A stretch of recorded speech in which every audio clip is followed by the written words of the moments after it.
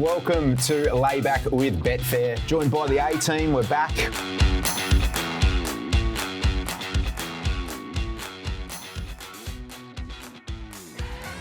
Hello and welcome back to Layback with Betfair. I'm your host this week, filling in for Nick Foot, Karl Kaldawi.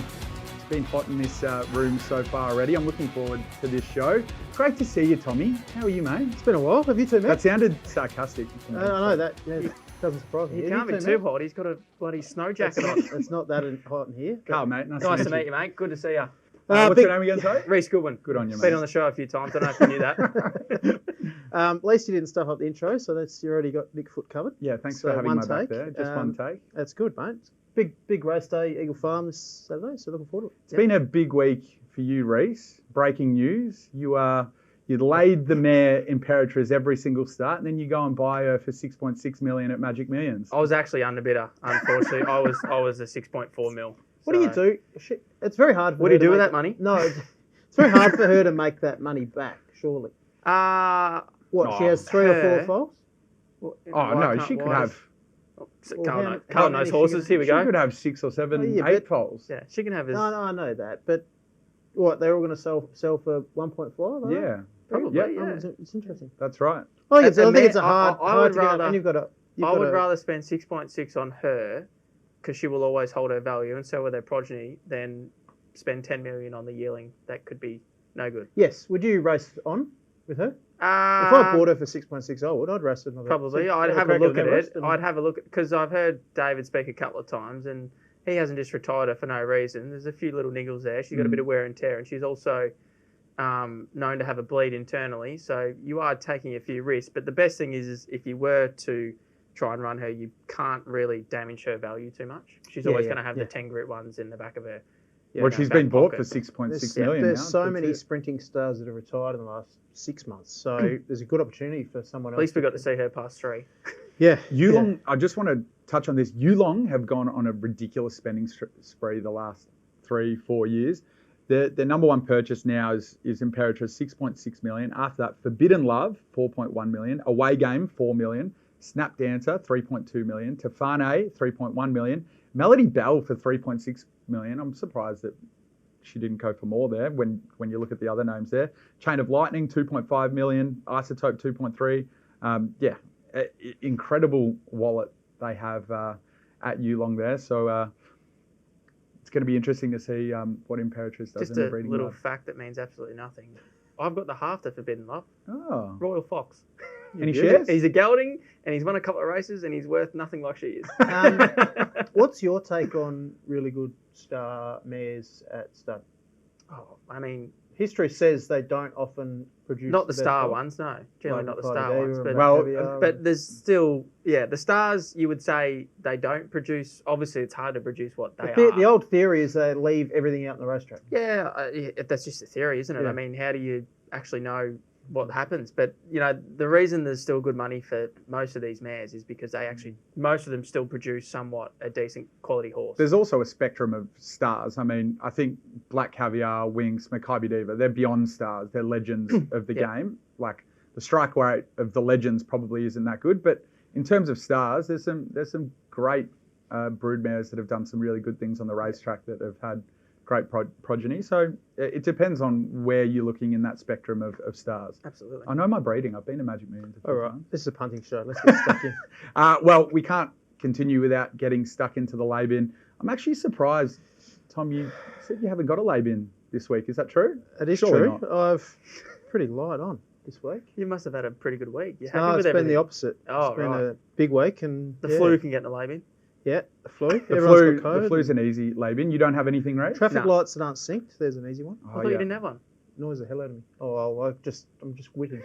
Just quick-witted, mate.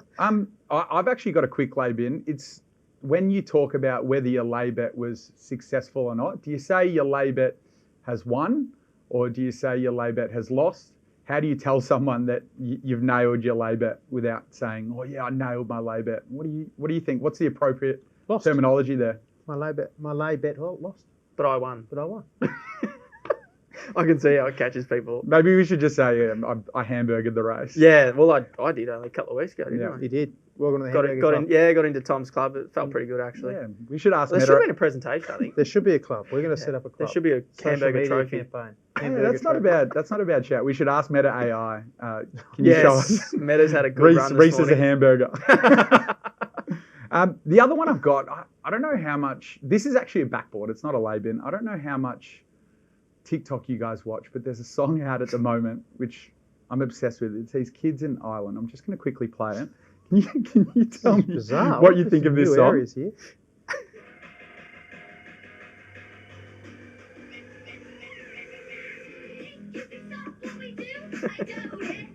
Wow. I just love how much enjoyment he gets out of it. Look how happy he is. Tell me that. Catchy. I think I'd listen to it twice. We have to run the clip. You have to see the video clip, I think, to know what's going on. I'd listen to that twice and get sick of it. Like, very catchy, but yeah. That could be my new song to get pumped up. Your new MySpace race song. You remember? What was your MySpace song? I don't know, mate. I haven't listened to it. I remember that. Oh my god! That's just All right, let's move on. TikTok and MySpace. Mine was true. Mine was the festival song, Pez. Good song. Oh yeah, good song. All right, we got two Group 1s at Eagle Farm. Is that where we're racing this week? Eagle Farm this week. Eagle Farm this week. Nailed it. Rails in the true position. Currently a soft 5. I don't know. Are we going to get a downgrade, an upgrade there? Tommy would know more about this. What do you think, Tommy? He's got connections up there. He drops it every week. There's going to be some rain today. Not much rain tomorrow. Well, 0 to 2 mils heading into Saturday, but then Saturday's where the rain is forecast, and it's late afternoon to evening. But it really depends. If that rain falls on race day, the track will deteriorate pretty quickly. Yep. Soft base on that track as it is. So, yeah, we could end up on a pretty wet track come race 9, but I hate that forecast of rain forecast throughout the day. It petrifies me. So you might be looking for dry trackers, you might be looking for wet trackers. It's going to be interesting because the inside hasn't been going too good. And not at Goodwin. Eagle Farm, still they get down the middle, but the tracks just in general across Australia, and I touch on this every week, they're not great at the moment. Yep. All right. Well, we'll go to the first race. We're going to cover race 3. It's the Living Turf Premiers Cup. He's the shocker, is the favourite. Probably needs that wet track that you're talking about. But how do you see the speed in this one, Tom? Knight's Order, On Pace, Spirit Ridge. Who do you have leading? Yeah, I think Spirit Ridge will settle outside Knight's Order. Quick speed really for a 2400 metre race, because you've got King Frankel, Goldman, who leads races, Double Cherry up there, Red Wave, and then Warning drawn awkwardly as well. So there does look a good tempo of those 6 or 7, and then you've got a big clump of the back markers. So, big, genuine tempo. 9 of them come through that Group 3 on May 18, where Spirit Ridge started favourite, won well, gets McDonald off for Shin on barrier 1 to barrier 18. Now as a query, meets the others 8 kilos, meets the other 8 2 kilos worse at the weights, and I'm not sure. I wanted to dive into that form reference. I went looking for Regal Lion back on a firm track, so if it is firm, he's a better wet tracker, Regal Lion. And then the other lead ups to Gosford Cup, so which was run at Newcastle, believe it or not. He's a shocker, won that and did so quite well, put big margins on the field. Goldman started favourite there, which is interesting, but was beaten over 6 lengths. So it's a tricky race. I think there's 175 better races to bet into than this on Saturday. You'll be heading to Darwin, will you? Race 1, number 1, Darwin. Well, I'm going to side with a favourite, which I don't generally do on this show. He's a shocker, but I'm banking on the rain coming because it's currently a soft 5, and if it does get to a good track, that's probably against him. I don't think it'll get to a good. Yeah. I think soft 5. Wetter the better anyway for him. Yeah. His heavy track record's great. Gets Jamie Carr on board. He went back the other day in the Group 1. He copped interference into that first corner. That was a backwash from what Frosty nearly went through the inside fence there. And he was no hope from there, but he was still pretty good to the line in what's obviously a lot stronger form than what we see here. He's on the 7-day turnaround, 2400, inside gate, Jamie Carr. As I said, I don't normally go with favourites on this show, but I thought he was a pretty solid favourite to bet with here, and what I thought was a pretty thin race, really. He's coming a fair way back in grade here, so I'm pretty keen on him. Anyone doing anything with Paul Prushka's horse, Captain Envious? Yep, I'm not doing anything in the race. He look, wouldn't shock me. He's run again. He probably got well out of his ground the other day behind the map. Wouldn't shock me, but he's probably going to be the same situation from 16. I'd much rather be on He's a Shocker. He's probably going to land in the plum spot. Yep, perfect. All right, let's go to race 4, Lord Mayor's Cup. Another one, Just Folk is going pretty well at the moment. Tom, how do you see the speed in this one? I think Zoomon leads from Magna Spin, who draws wide. You've got Torrens, Jimi Hendrix have speed, and Just Folk up there as well. So Bark and Desert Icon are the two that draw well and map really well, Reece. Footy, you'd say I'm guessing here, but I'm going to... It's great to bring his name up again. Yeah, I'm going to... I miss him. I'm with the International. I think he's just better than number 3, Adelaide River. Now, the reason why I'm not guessing, Nick, is because the horse, the International that we saw, Lionel, actually had one run and was average, and we'd seen that, whereas Adelaide River, he is a class horse. He ran second in Irish Derby. He's a huge watch for me. I think I'm happy to take the 650. Been a bit of early support. He opened up a silly price. He's got Group 1 International staying form against a bunch of pretty average stays here, in my opinion. I think he's clearly superior than him, and if he's here to run well, I know 1,800 metres, I actually think that suits. I think he's won at 16, maybe. Yeah, I'm happy to be with him. I think the danger is shock him over. Big win first up over short of the times, weren't brilliant, but his sectionals were. He ran the 6th fastest final 200 metres of the day there. For a stayer to do that is fantastic. But he is a horse that gets back. Like, that's what you would expect. Got back slow tempo, but to do that over 1,400 metres, for a stayer, the horse I think will get up to 2,500 metres.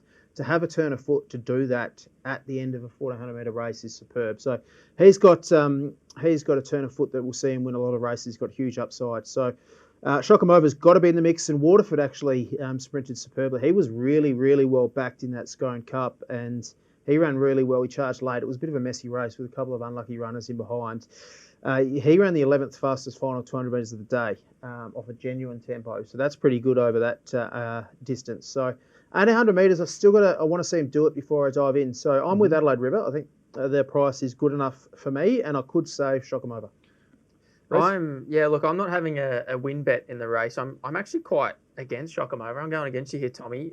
Don't get me wrong, the win visually first up at Caulfield was good, and obviously the statistics behind it backed it up too. He was great late, but that was the race where it really changed complexion that day at Caulfield. That inside 6 lanes, I was at the meeting and walked it straight after this race. They were completely cast, and he certainly got into the right part of the track. It was actually a really good ride from Dean Yenil. He was basically lanes 2 and 3 around the 600, and then he was able to angle right to the outside. Don't get me wrong, it was a good win, but to be taking 340 against this mob, I think he has to get out because ratings say he needs to improve to win. Yeah. I'm just banking on the fact that was a bonus win, and he will return to that levels that he saw him win a couple on end last campaign. Yeah, well, that's probably, I'm just the other side. I'm just happy to be against him at that price because he does have to improve.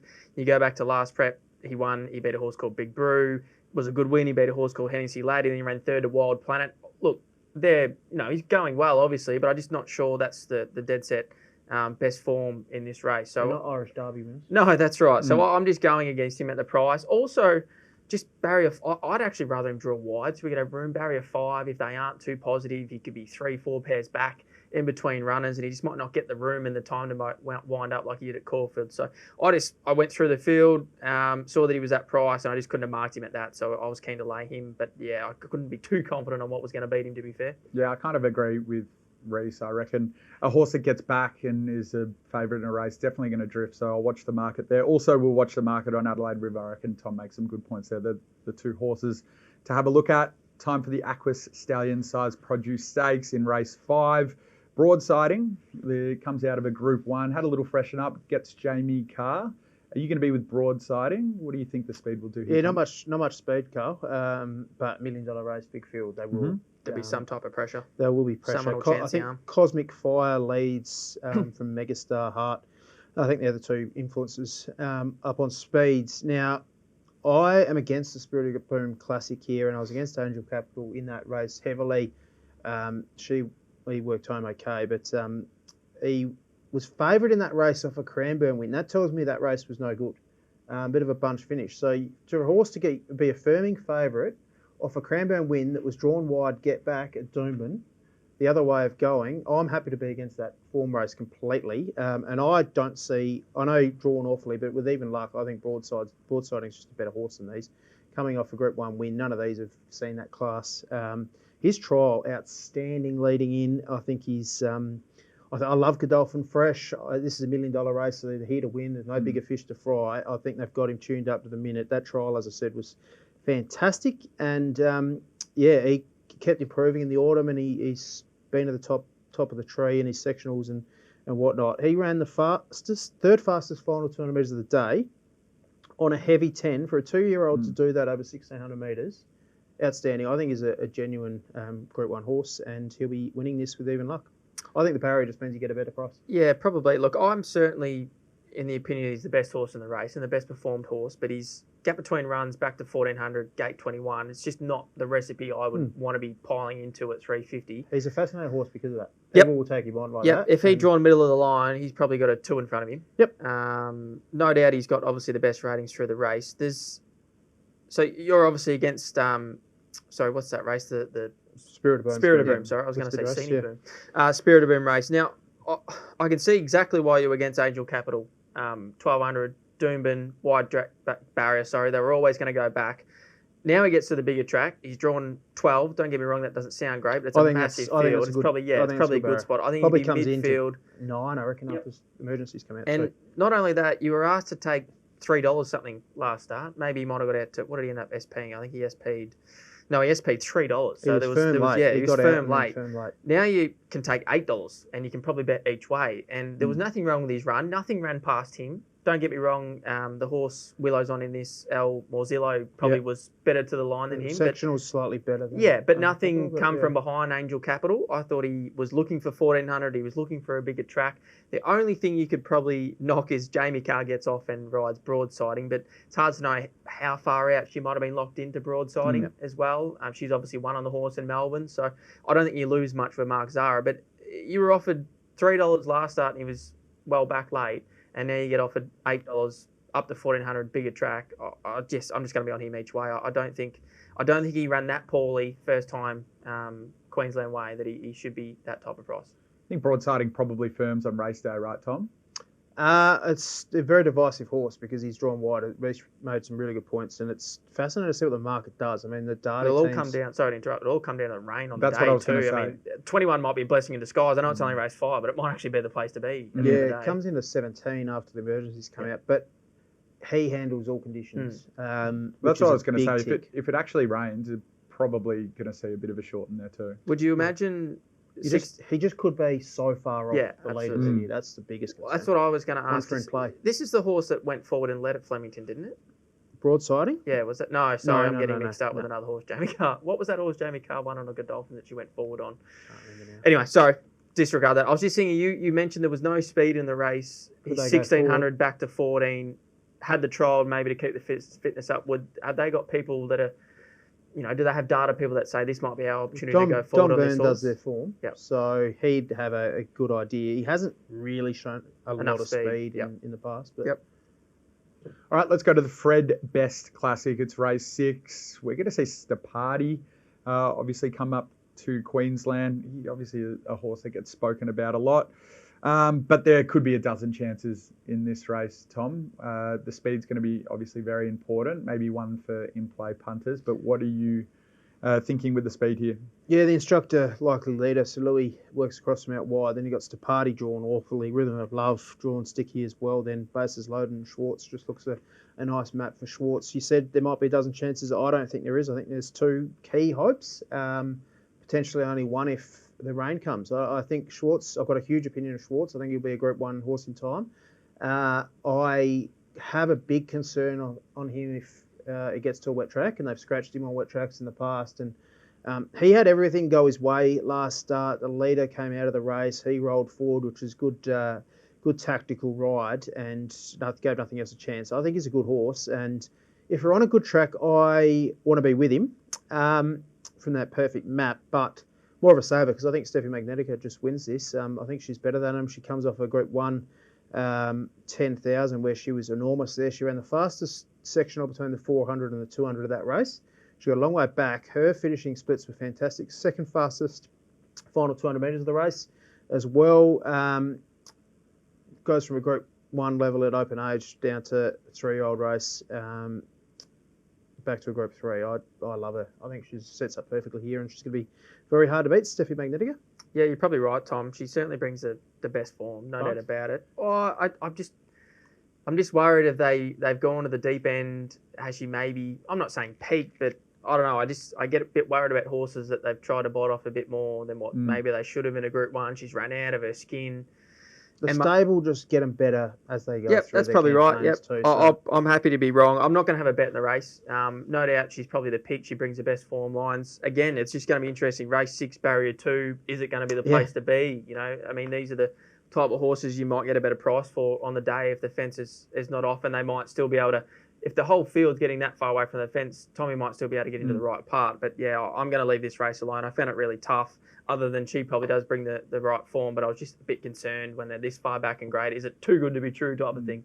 I do love Schwartz. I think I agree with Tommy there. I think it's a potential Group 1 horse there. So looking forward to that race. I think it's going to be a cracker.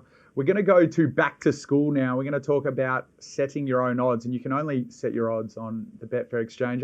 I find it a really fascinating conversation when you talk to punters about how they use the set your own odds function on the app and obviously the desktop on Betfair. But Tom, I'll go to you first. So tell us a little bit about what it is to actually set your odds. Betfair can be the bookmaker, so you can put up a price and you can actually rate your own market. So the beauty of Betfair is if you have an opinion, you can actually facilitate that or do that on the exchange, which is fantastic. So setting your odds, if you like a horse or a player or a team, you think they might be a certain price, you can put that price up and actually have an opinion. We see it with Jackson Oldham and John Walter last week, and a few people that put up lays for us. They put up a price that they think it should be or that it will get out, and people can take them on. So you can actually just frame a market yourself.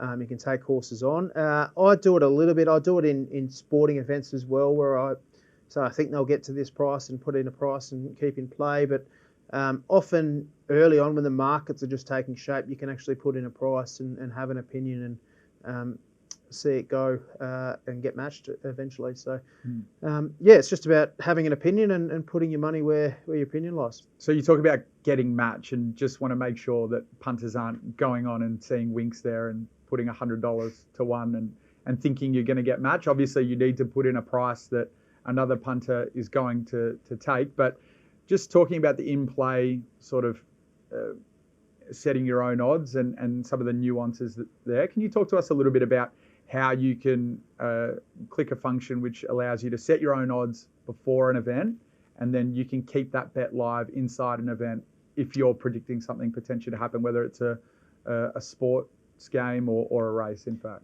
Yeah, so horse racing is, a lot of people would consider horses likely to shorten in betting if they lead. So if you like a leader, you might take $3.20 about a horse that's going to lead and set in a price at $2.80 and keep in place. There's a little function there. Obviously, if you put in $2.80 and it's $3.20, it won't get matched right then and there. But you can say keep in play, and if a horse jumps and leads, the in-play punters will potentially take that up, and you can try and make a bit of money that way. The other one is sporting events. I do it a little bit with outsiders in sporting markets.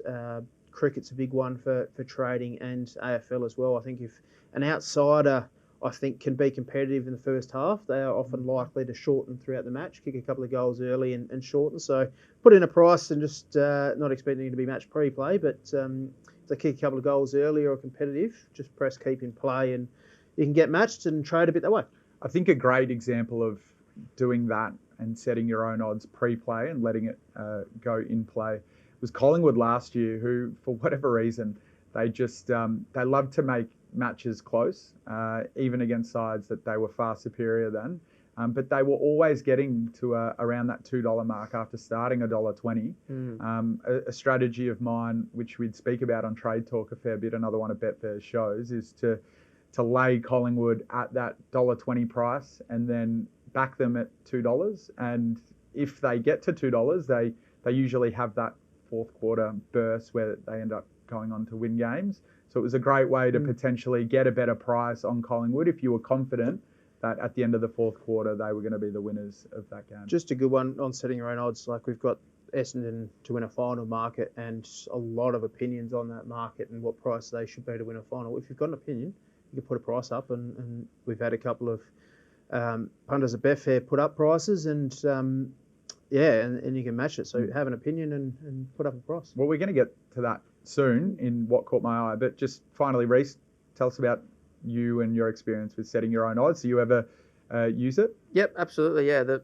not so much with sports, but with racing, absolutely. I use it for the points Tom thought. If I envisioned a horse that was probably going to go forward and I was against it, I would, have it in play, have it set ready, and obviously you weren't going to get it before the race, but if the horse rolls forward, generally the punters will take it. So I've done that a few times. So yeah, it's certainly a very good tool to have.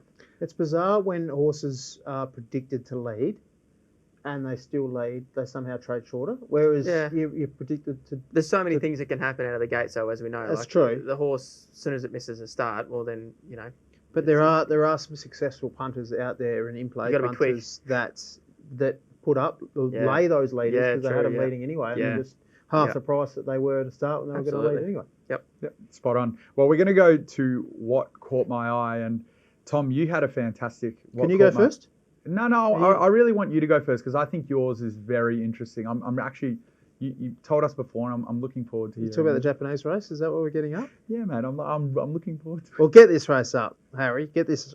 This is unbelievable scenes. Now, have a look at the last 200 metres of this. What are you laughing at, mate? No, go on, mate. Go on, keep going. You've stitched me up here. What are you doing? Continue. Well, we've got this race in Japan, and horses going everywhere, and you'll check it out and just stitch me up already. Go on. Oh, it's about 10 years old, the video. Yeah, that's all right. Still caught my eye. It gets 3 runs every year for the last 10 years, this race. Have a look and at how it. excited you were just made me so laugh. excited. Oh, bless Guys, you. look at this race I found.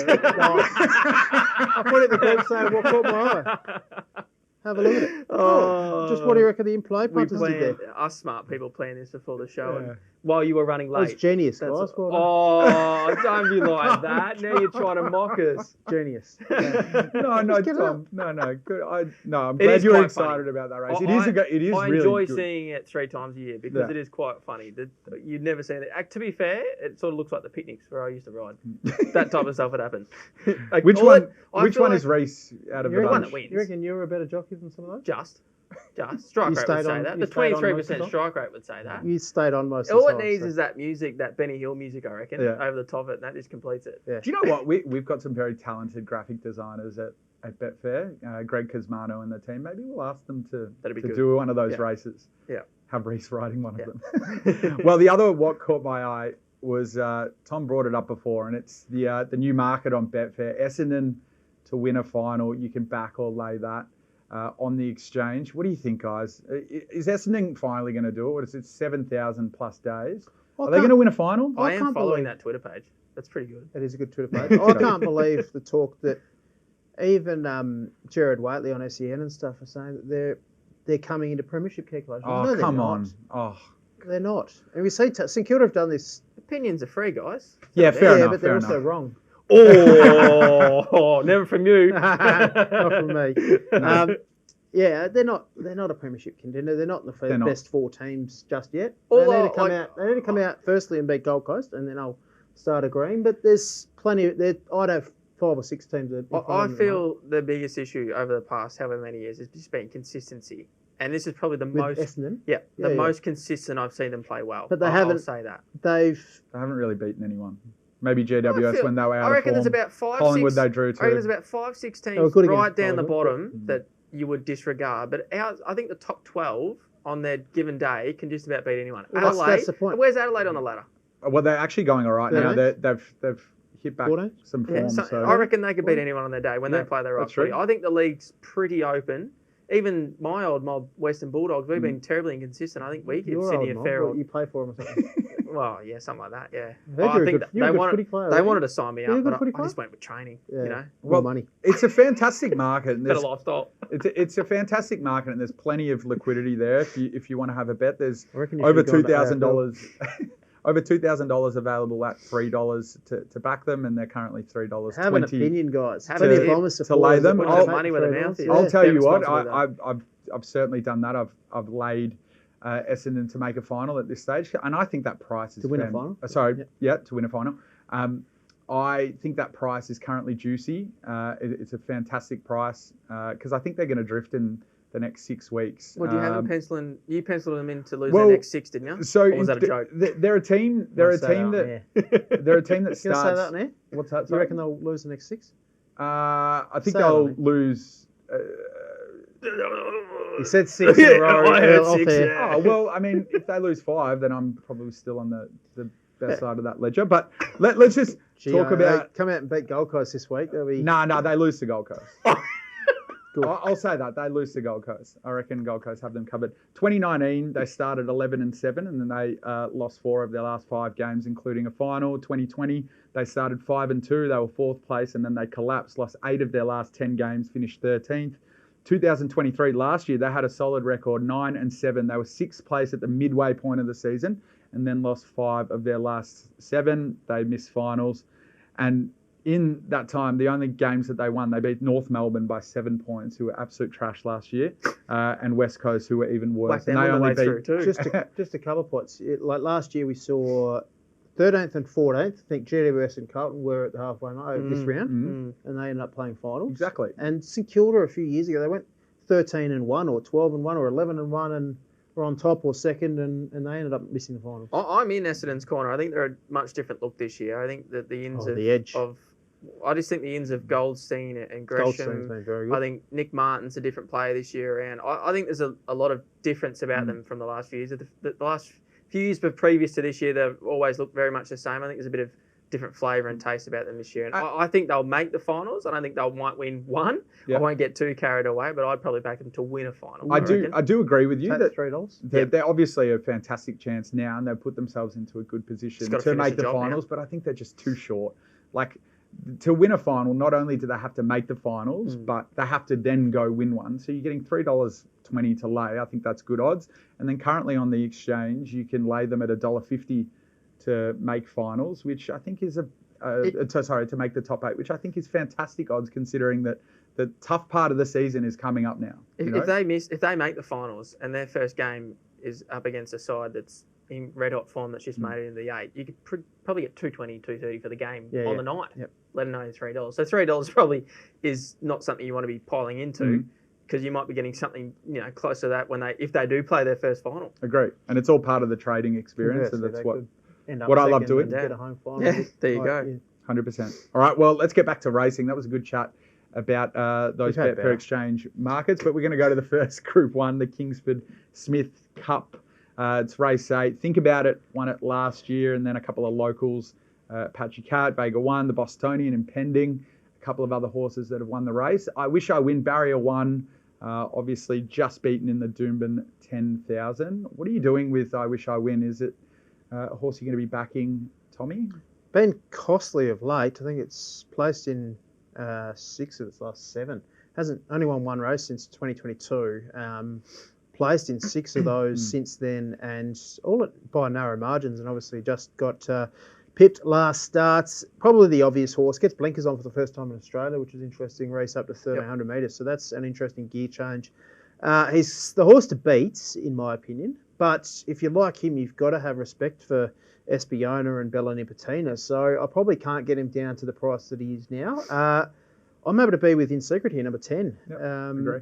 I think she's a class horse. I loved her trial. They don't trial much better against a horse that was race fit with tactical speed. So I loved her trial.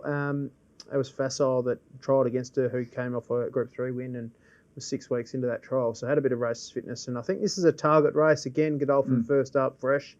Love her profile. Happy to take her price each way, and that's the way I'll play the race. Yeah, I completely agree. Currently around that $8 mark, and she gets a lot of things going her way. Reece, what are you doing? Win triple the place maybe as well. Well, of course, Sorry, a lot of these clash last start. There's a few different form lines coming through. Magic Time and In Secret's obviously an interesting one. I thought it was interesting first up 1300. I'm not sure if that's something they've done with her. No, a lot. No, not at all. But it's a great one. I don't think they'd be mucking around. No doubts about that. I'm actually siding with Espiona, and I'm generally quite against her, and I'm generally against her only because of the price. And she's very hard to catch, but you can probably get double figures for her on Betfair, I'd say. She draws middle of the line, so if the track's not playing, if the track's playing that they want to sweep, she's already drawn to be in the right part. I'm not going to lay I wish I win like I did last start, because I think there's a few more positives to him. The blinkers go on, 1300, and also you're getting a lot better price. The SP 210 last start, now you're getting closer to $4, which is probably should nearly be the other way around in my opinion. I'd probably rather have something on him with the blinkers on 1300 now. Well, just on the blinkers, and I just want to touch on this. As a trainer, why the blinkers are positive for Irish I win in this start? I did have a little chat to Moods after it, and he didn't think the horse didn't try, but he just thought the horse didn't put the race to bed. I think he thought he hasn't of late. Yeah. That's why he's placed in so many and he's becoming really costly. But I think that also, my theory that he's an older horse that's had a lot of injuries, it's hard for that horse to push through that certain barrier. He sort of almost does what he has to do to get the job done. About it? Oh, not even that. The horse, if you go back and I keep coming back to this, his Golden Eagle win, 1500. He did hit the front early. I can never remember the horse that came out of the pack. Dead set looked like it was going to run over the top of him, but his ears laid right back and he fought doggedly and ended up drawing away on the line again. Whereas I just don't think he's quite ever going to reach that barrier. Fangirl. There you go, yeah, Fangirl. If you watch that, Fangirl looked like she was going to gobble him up. I think Jason Collette might have even been on Fangirl that day. I think he hadn't won a Group 1 yet. Anyway, I might have got that wrong. But look, I think he's a much better price this week. Gate 1's still going to be an issue, I'd assume. I think they'll want to try and ride him a bit colder. And so they're having that final crack, and he's the one running over the top rather than, the one that's hit the front and they come at him. So, yeah, again, it's going to be interesting to see how the track plays. But I'll end up having something each way on Espiona because we know she's good enough. I think she's drawn the right barrier. She's going to be fine on any surface. I don't think she wants it heavy. What do you think it'll get? Yeah, if it is. Yeah, I suppose. Yeah, it could get that heavy. Concern. Yeah, fair enough. I think the soft 7 last start was their limit. Yeah, interesting. Because, I don't know. I'm a little bit maybe heavy 10, but I'm sure I've seen her run really well on some pretty ordinary deck in Sydney. I think that's just to her class. But I think at the top level, she's a better, and that's why they've sent her down to Melbourne. She's run really well at Flemington, I think, because should have won a Newmarket. If she was there, I'd stand by that. Anyway, I'll stick with it because I think Betfair you'll probably get double figures right now. I think that's probably a bit silly, considering we know she's up to racing against these horses and beating them if she gets things to suit. She could have beaten Imperatriz in a Newmarket and then be sold for $6.8 million. Yep. Now I probably would have been underbid on her too. Now she's $10 in. We haven't really touched on Antino. Can Antino win this race? Not for me. Oh yeah, I mean. Yeah, interesting horse, isn't he? I mean, he couldn't have done much more fresh. This is probably one of the races they'd set him for. I don't know. I think back to the day. Was it did he just beat Here to Shock at Sandhill, or did Here to Shock nearly beat him? He just beat Here to Shock. I just wouldn't have thought they were the right form lines into this Group 1. But I mean, I wouldn't fall over. I mean, he's $10, so it's obviously some type of chance. But yeah, I don't think I'll be in his corner. Just on setting your own odds, I Wish I Win potentially a set your own odds play, a horse that will drift in play. Probably gets out to $10, $15, I would say. He's going to get into a bit of a sticky situation, I think. If he gets out of that price, he won't be winning. Seriously, he's going to get back. A lot of horses get back during the week. Yeah, I don't. He might find himself in a position where he's got to weave through the field. Yeah, but that's all right. I think Eagle Farm, big track. I think they'll get off the fence. I don't mind horses drawn in if they are getting off the fence, as long as it's not really. And he's a wet tracker, so. If it is wet, he'll still get through it okay, and he'll get a run from there. So they'll work out in the middle of the track. He'll still get a run. He'll still get a crack at them. Kind of like he did last start. He got the run through. The blinkers is the query because he might be a touch slow, but he will fire. That might put him in the spot where they probably want to be anyway. Yeah, he might fire up as well and race a bit keener. So it's an interesting one. He won't do that. They did speak about the inside. They did speak about the inside not being the place to be. It won't be, but not by then. But by the straight, you'll be able to get a run off the fence anyway. they'll be so wide, you'll just sneak up the inside of them. So just final betting strategies for the race? In secret each way for me. Yep. And Espiona each way. Yeah, I'll probably go in secret each way as well. With Tommy there, let's talk about the Queensland Derby, won by Kovalika last year. Speed is going to be very important in this one. Who you got leading? Tommy, what do you see in this one? Kovalika won another race. No. I'm being serious. Navy King, Saxon Brave, probably doesn't get a start, but Navy King, the likely leader, Shy Guy up there as well. 9 of these through the rough habits, and Tenhauser beats Autumn Angel there. I think that is the right form. They put a big gap to third. I'm with Autumn Angel. She was 5 weeks, I think it was, back from 2,400 metres to 2,000, gets up to the distance where she won the Oaks at. I think she's a very good horse. She ran faster late splits than Tenhauser there. She had to work wide around the bend, whereas Tenhauser just got that nice split through the field. And she was making ground on him late. I think they're the two, but I am with Autumn Angel. I think she's a very good horse, and no reason to jump off. Zara, great staying rider. She'll do me on top. I think the only one from left field that doesn't bring that form is Warmonger off SA. Runs through South Australian Derby as well, was good there, making ground, maybe the one off left field from different form, but pretty confident in number 18, Autumn Angel.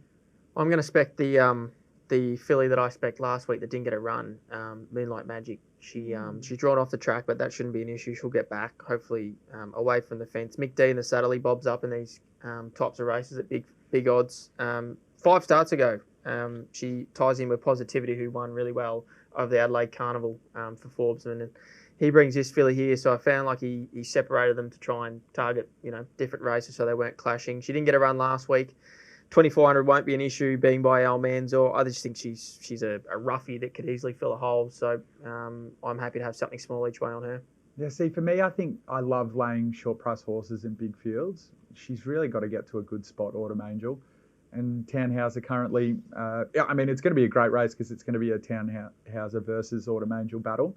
So I am looking forward to it. I just think Autumn Angel is probably a little bit too short for me. So I'll either be laying her or maybe just watch the race and enjoy it like everyone else. Interesting theory, laying short odds horses in big fields. Yep.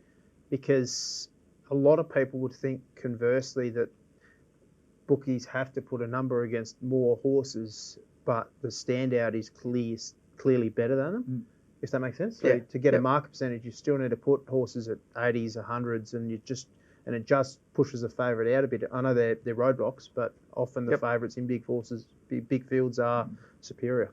The way I think about it is that there's in those big fields, there's just a lot more to do. You need a lot more luck to go your way, and you can be the best horse in the race. But as we know, Murphy's Law, what can go wrong will. So, I think that's why I was so strong to be against the slipper favourite, Old Mate Stormboy, because he had that inside barrier, big field, couldn't get through, and best horse in the race easily. Average jockey on.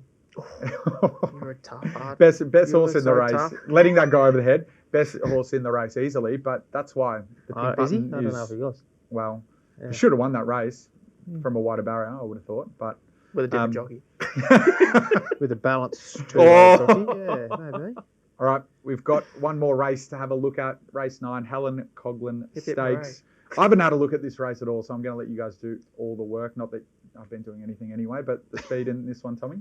I think Facile kicks up and leads from barrier 1. Enterprise Pom has speed. There's a few horses that have been mixing their racing patterns of late that, like Enterprise Pom, that was back last start but has the speed to lead. So there's a few from out wide that can add a bit of pressure.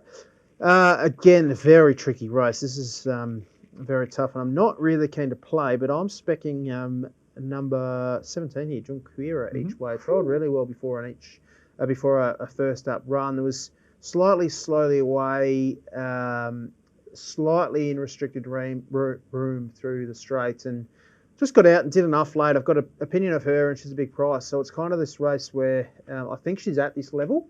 She probably hasn't shown that to date, but I think she can get to this level, and she's won at a big price. So I will not be losing if she wins, because I think she can win a race like this. I like that one, Tommy. I hadn't spotted her. I'll probably end up having something each way now. She's a juicy price. I'm going with Open field. I mean, I'm going with Kua Volante first up, or off a little fresh, and Mike Moroney sends her up to Queensland. They've obviously targeted a race like this. You get B Shin sticking with her. He knows she's pretty classy. She was a very, very good winner. First up last prep, Mini Valley beat Inhibitions. She was very good again, beating Vivier. She was then rock solid behind Jolly Star in the Group 1. She brings good form. They won't be mucky around here. She's here to run well. I think she's a really classy filly. Hopefully, Barrier 6 should be fine. Last race of the day. We know Blake's a smart rider. He'll find the right part of the track. Really open race, but I think she's a smart filly. I think she's a Group 1 filly in the making for sure. She's the one that could blow them away. Yeah. In my opinion. Comes off obviously started favourite in Group 1 when we last saw her against Jolie Star, who's also couldn't have jumped out any better too, just to add that. Yep, she's the one that could blow them away. Shin's riding as well as anyone at the moment. Perfect, guys. Well, that's all the races that we're going to cover. We're about to go to our lay streak now, but just before we do, talk about your best backs for the day. Reece, you got any? Yeah. What was I going to go with here? I think my best each way, I'm going to stick rock solid with Angel Capital. I just think, considering the horse SP'd $3 last start, and I still thought he was pretty good, and now we can get $8, $9. I think he's an each way special. Outside of that, I probably wouldn't be too confident. I want to see how the track plays, see what the rain does, and that'll probably boost my confidence throughout the day. I like Adelaide River, race 4, number 3 at Eagle Farm. I like In Secret each way, and I like Steffi Magnetica. I'll save Schwartz. I reckon I'm going to be laying a lot of favourites. So they're ploy at the moment. Everyone's saying how hard it is to back winners at the moment. We'll jump on Betfair and loan. Yep. It's been pretty easy for us. Don't lay winners, lay losers. Yeah, it's been all right for us. We've been pretty good. Footy's had a week off. You guys actually been great. We're sort of like different gravy though, so. Footy's felt the pressure and he's having a week off. Yeah, he had to. Hopefully he's back next week. We put him on the bench. I'm looking forward to having a week off next week. Doing some homework. He'll be back. Well, we're going to go to Lay Street. Can't give a good man down. We're going to go to Lay Street now. And Reece, who are you laying this week for your Lay Street? Well, I've only got one lay at the moment, and I'm a bit worried about it because Tommy likes it. It's Shock 'em Over in the Lord Mayor's Cup. But I'm with you, mate, so that's okay. Yeah, it also worries me a lot. So I've been going well in recent weeks, and I'm going to lay Shock 'em Over. I just... Don't get me wrong, the win was very good first up at Caulfield, but he got into the right part of the track. Benchmark 100 where he beat First Accused. I'm just not sure it quite lines up here at that price. So, he's going to be my lay streak this week. Tommy? Always wary of laying Golan runners, but I think Conrad Rose is too short for an inside barrier late in the day on a potential wet track. So I just want to monitor the conditions there. That's race 9, number 2. But I might throw it at the crowd as well. I might ask the Twitter audience who their lays of the day is. You'll definitely get a reply. I might not. My 4 followers jump on and reply, and we'll see. I blocked everyone. I haven't actually. I've blocked. All right. Mute. Yeah, I do mute a few. Yeah. Well, Chicken Legs Harry can put this out on social media, and obviously. All right, guys, get on. Tell me who I'm laying this week, please. Yep, likeable, very likeable. I'm going to lay Autumn Angel. Yeah, just for the reasons I said before. Obviously, a great chance at winning the game. Winning the race. But around that 220 price, I reckon, is too short. That's all we got time for. Have you got a best bet for the AFL round this week? Have you had to dig into it? Who should we be backing in the AFL games? Who's a bit juicy odds? Yeah, true. Yeah, I really like Gold Coast this week. I think the Bulldogs are a great price against Collingwood. I think they'll win. I know they don't have. Thank God it's at Marvel. Yeah, I don't. Obviously, Collingwood are decimated with injuries, and I've heard this before, and they still lob. I know, but they're still not playing their best footy. I think they've been quite lucky. Yeah. Obviously, their forwards out, Bulldogs, but I think they'll Noughts. So I think they'll be. I think they're still well represented with Hugo Hagen and Lob getting a game. Interesting. Yeah, it will be interesting. I think that Hugo Hagen's probably going to put the team on his shoulders this week. Well, I reckon he kind of needs Norton out. That game where Hugo Hagen missed. He'll get key defender. Where I think that doesn't matter for Hugo Hagen. I think he probably thrives on. I'm a Bulldogs man, and I just remember when Hugo Hagen missed that game for personal reasons, and that just opened up everything for Norton. I think he kicked 5 that day or that night, whatever it was. So it might be a good opportunity for Norton to be out the way, and Darcy's Hugo Hagen. A jet. Yep, he can take good plucks. Darcy's a jet. Great player. More will play on Hugo Hagen surely and just towel him up. I think Hugo Hagen will absolutely towel up more.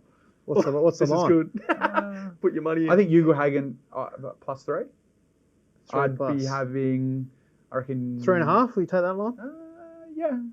All right, we're having dinner on that. All right. 3.5 line. See you next Have the week. couch on it. Just He doesn't have a couch to bet. on all the corps at the moment, Isaac Heaney is still the favourite for the Brownlow medal, and now on Betfair, Nick Dacos has taken over as the favourite. I find that so interesting. Mm. What do you think about that? That is interesting. I don't know I enough. still think Heaney will be leading, but I think Dacos will probably get him. Well, we got the Brownlow predictor on the Betfair Hub, so go check that out. It's a good plug for that. That's all we got time for Layback with Betfair. We'll see you next week. I won't. Footy will be back, but enjoy betting on the weekend.